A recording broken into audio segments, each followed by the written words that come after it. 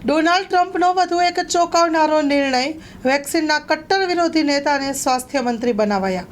Donald ટ્રમ્પે American રાષ્ટ્રપતિની ચૂંટણી જીતી લીધી છે. તેઓ જાન્યુઆરી મહિનામાં વ્હાઇટ હાઉસમાં પદના શપથ લેશે. એ પહેલાં તે પોતાની નવી ટીમ બનાવવા વ્યસ્ત છે. અગાઉ તેમણે તેમની કેબિનેટમાં 2 હિન્દુ ચહેરાઓને સ્થાન આપ્યું છે અને હવે તેમણે રોબર્ટ કેનેડી જુનિયરને આરોગ્ય અને માનવ સેવા વિભાગની જવાબદારી સોંપી છે. ડોનાલ્ડ ટ્રમ્પે આ પદ પર તેમની નિમણૂક જાહેરાત કરી છે, પરંતુ આ નિમણૂક સાથે વિરોધ પણ થઈ રહ્યો છે. રોબર્ટ એફ કેનેડી સમગ્ર વિશ્વમાં વેક્સિનના કટ્ટર વિરોધી માનવામાં આવે છે. તેઓ વિશ્વના સૌથી શક્તિશાળી રાજકીય પરિવાર સાથે સંબંધ ધરાવે છે. તેણે ગયા વર્ષે ડેમોક્રેટિક નોમિનેશન માટે જો બાઇડનને પડકાર્યા હતા અને બાદમાં રાષ્ટ્રપતિની રેસમાં સ્વતંત્ર ઉમેદવાર તરીકે ભાગ પણ લીધો હતો.